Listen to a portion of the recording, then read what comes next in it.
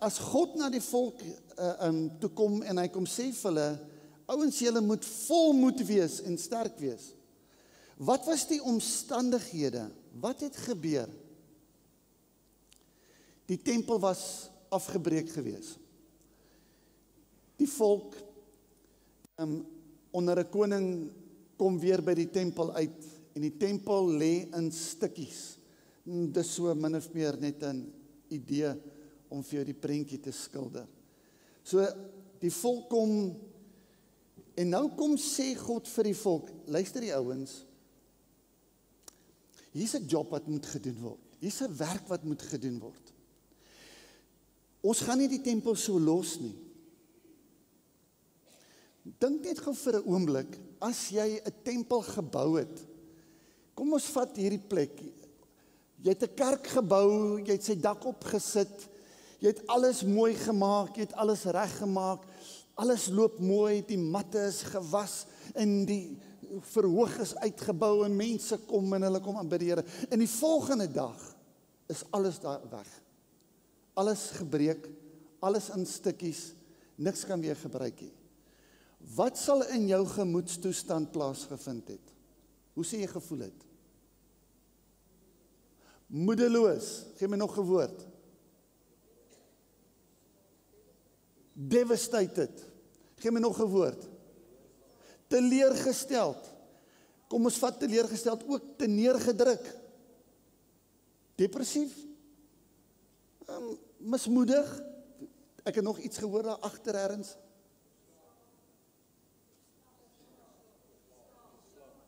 Beskaamd. Okay, dit weer gaan. Wat sê jy? Verslaan. Dit is wat ek hoor. Verslaan. Verslae.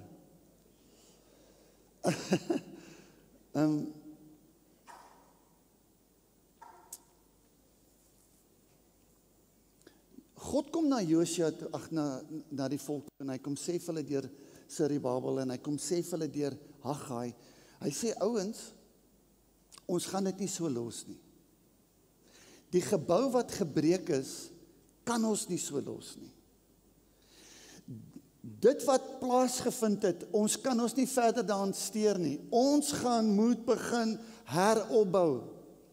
Hoe begin jy te heropbou? Hier lê die geheim. God praat en sê, luister, begin julle te werk, en dan sê in daardie gedeelte, sê hy vir ons so mooi, hy sê, die Here wat alle mag tot sy beskikking het, beloof dat hulle op sy hulp kan staatmaak. Amper iets soos elke baksteen wat jy weer gaan optel, wat jy mee gaan moet gebruik, gaan die Here vir jou krag gee om dit makliker op te tel. Elke sement wat moet aangemaak word, en dit wat hulle daai tyd gebruik het, dit wat gaan gebeur, en dit wat harde werk is, ek gaan dit vir julle makliker maak. Wanneer julle weer op soek is na voorraad, dan gaan ek dit vir jou makliker maak. Maar die opdrag is, jy moet begin. Die beeld is wat die Here vir ons skep vanoggend, is ook dit. Hier sit baie huise hierso, en is afgebreek. Hier binnekant is dit eintlik net 'n klomp bakstene wat lê. Die afgelope jaar, die goed wat gebeur het in jou lewe, het jou net afgebreek en afgebreek en afgebreek. En al wat daar lê is net 'n paar pilare in jou binneste. Baie mense sê huidiglik nou, ek is depressief. Ek is verslae. Ek het nie meer moed om aan te gaan nie. Ek sien nie kans om nog aan te gaan nie. Selfdood is by mense 'n opsie. Mense is op moedverloorse vlakte, en hulle vind nie meer krag om aan te gaan nie.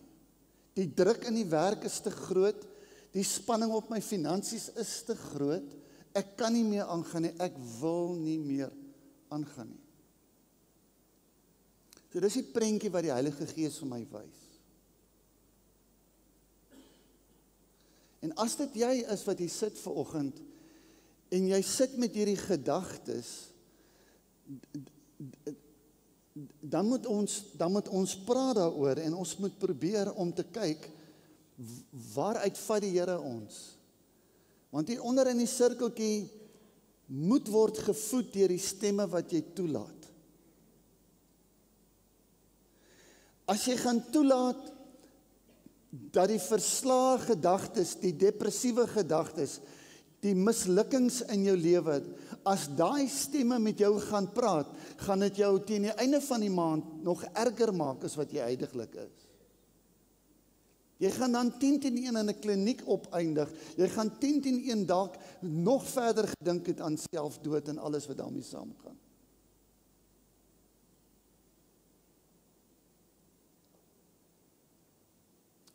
So, hier kom die profeet, en die profeet kom sê, skep moed. Die profeet kom vanoggend, en hy kom praat binne in ons konteks, en hy kom sê, ouens, skep moed.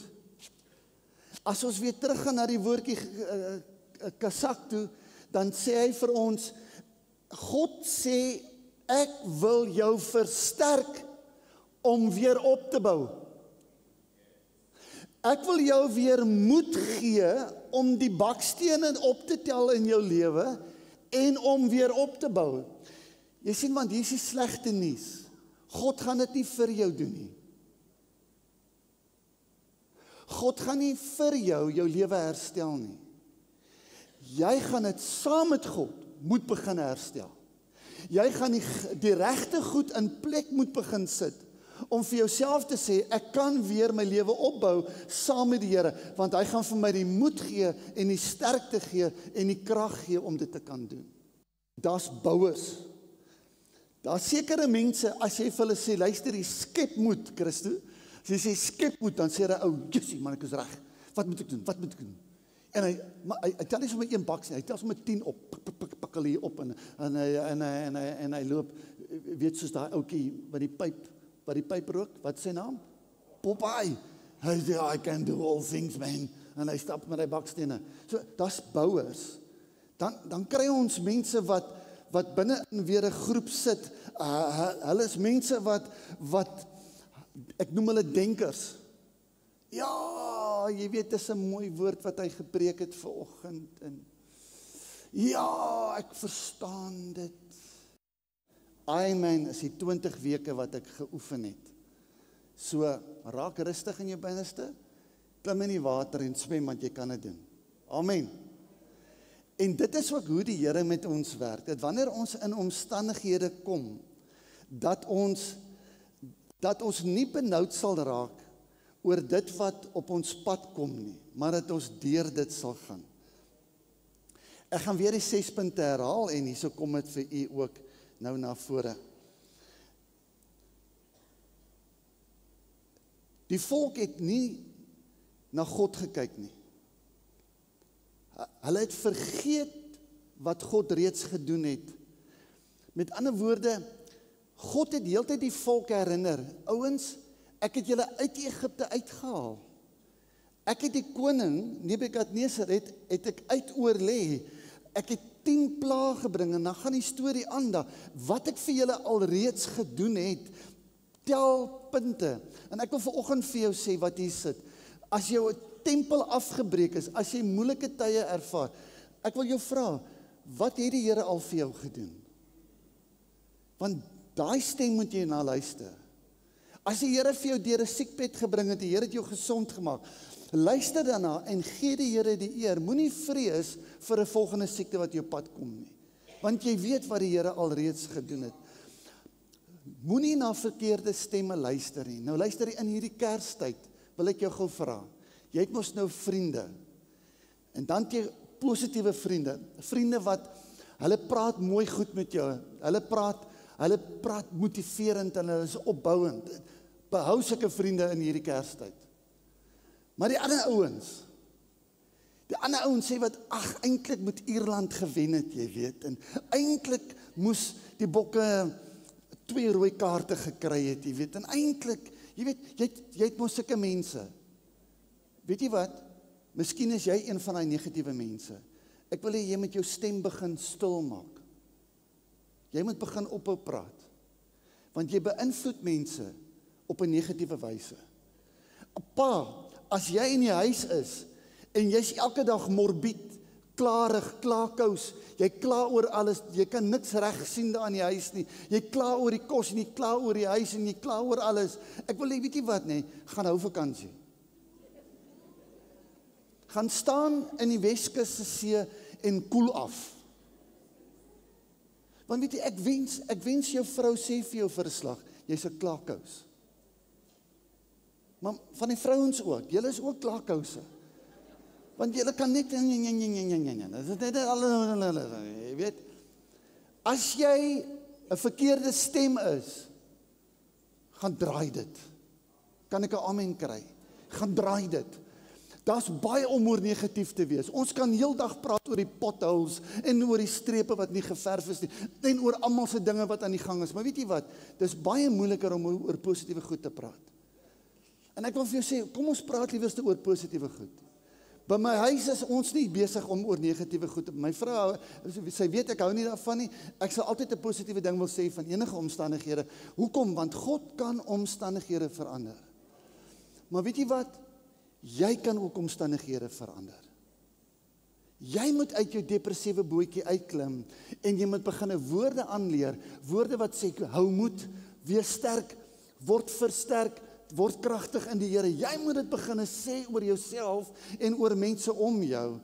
En dan, hulle het hulle eie identiteit vergeet en hulle het nie die teenwoordigheid van God eers gesoek nie. So ek wil 3 maniere om uit negatiewe goed los te breek, wil ek graag vir jou noem. 3 maniere om uit negatiewe goed los te breek.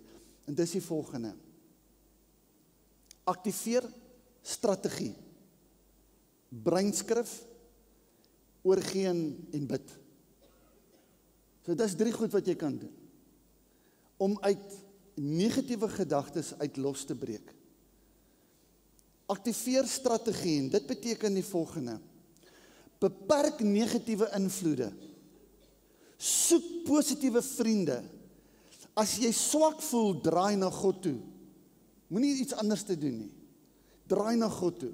Met ander woorde, wat gaan jy doen? Ouens, as jy, ons het nou net daaroor gepraat, as jy negatiewe vriende het, nee, los hulle in Kerstyd. Stuur vir hulle 'n Kerskaartjie, mag jy 'n geseënde negatiewe Kerstyd hê.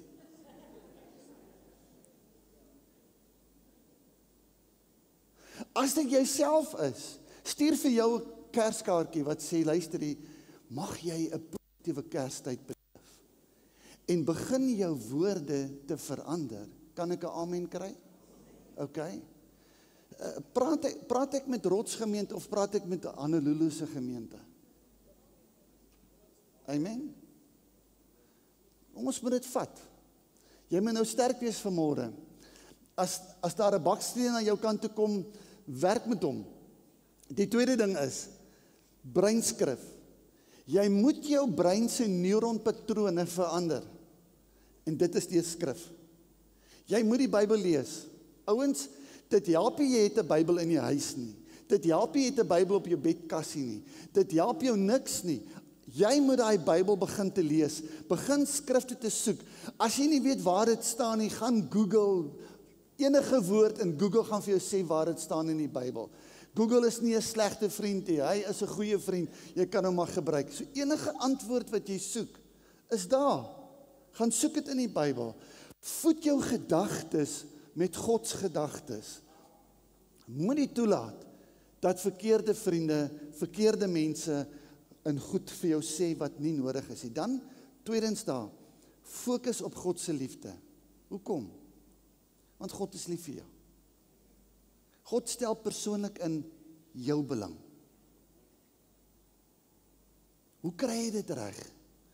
Dit is vir my altyd die verstommende en die verbasende en bokant my kennis. Hoe kry God reg om met biljoene mense te kommunikeer?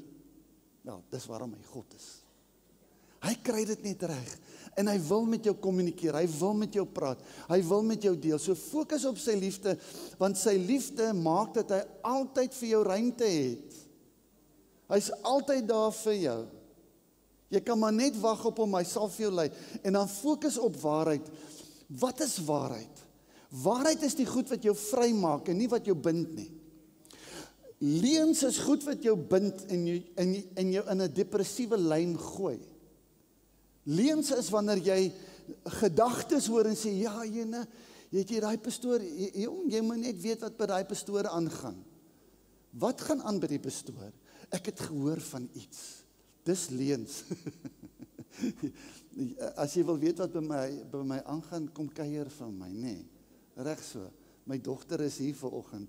Sy kan alles sê wat in die huis aangaan. O, genade. Okay, jy mag iets sê nie. Jy mag niks sê nie. Okay. En dan die derde ding is oorgee en bid, surrender to God. Ek wil jou vra in hierdie Kerstyd, nê, jou gees, siel en liggaam om dit te onderwerp aan die wil van die Heilige Gees. Dis die eerste ding wat jy moet doen. Die tweede ding wat jy moet doen, en dit het ek vir die Granite men net om gesê, leer om te bid in hierdie Kerstyd. Ouens, Kerstyd, ons gaan dit vir julle uitbeeld. Kerstyd gaan ons oor Jesus wat gebore word. Jesus wat kom om vir ons die herder te word. Jesus wat kom en hy's gebore as die beskermer en as die heerser. Kerstyd moet gaan oor hom en nie oor ons eie behoeftes nie. Wat gaan pa vir my gee vir Kerstyd? Ek gaan vir jou niks gee nie, man. Ek gaan vir jou 1% gee en dit is die liefde van God. Ons klem moet net reg skuif na dit wat God wil doen. Nou weet ek, hier sit mense vanoggend en sê, pastoor, my innerlike lewe lyk soos daai tempel wat totaal al gebreek het. Dit lê in skerwe. Hoe verwag jy van my dat ek moet positief begin te raak? Ek moet begin optel. Ek moet begin die fokus kry na God toe. Nou, hier lê die ding. Mag die Here jou kasak gee. 'n moed wat nie uit jou eie krag kom nie, maar uit God se hand wat jou vasgryp en wat jou versterk. Amen. Ten tweedens, mag jy voel hoe hy jou hart vul met nuwe durf, hoe hy jou denke stabiliseer, en hoe hy jou gees oprig soos 'n vegter wat nie terugstaan nie. Dis vir my belangrik. Kasak is 'n innerlike krag wat vir my moed gee, sodat ek die krag van die Here kan opstaan en vorentoe kan gaan.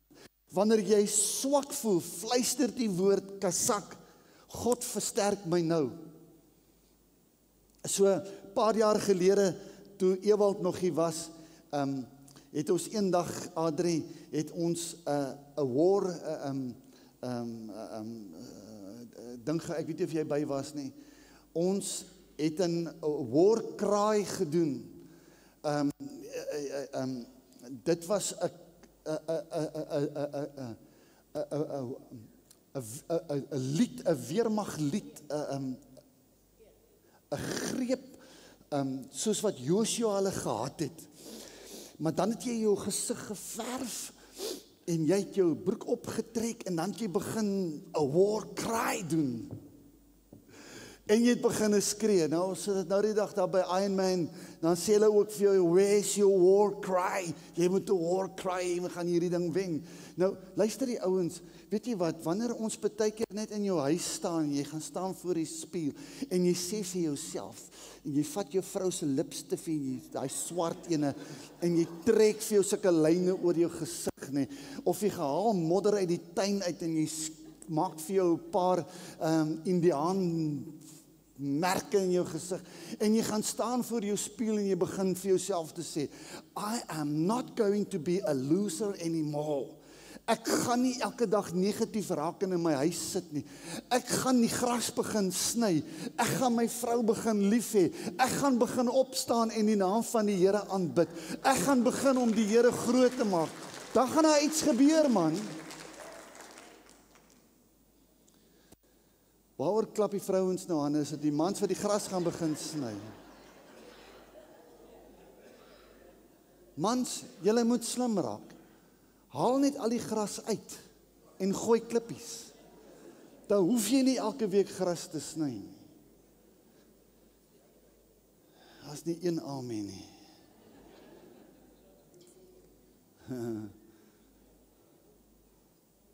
Ek gaan afsluit met hierdie gebed. Here, ek kom vandag na U toe en ek vra Kasak, vul my hart met U moed en U krag. Versterk my waar ek moeg voel, lig my op waar ek wankel en gee my 'n gees wat vas staan in geloof, in hoop en in vertroue. Here, laat U hand my sterk maak. Laat U vrede my anker wees en U woord my fondament. Ek ontvang U Kasak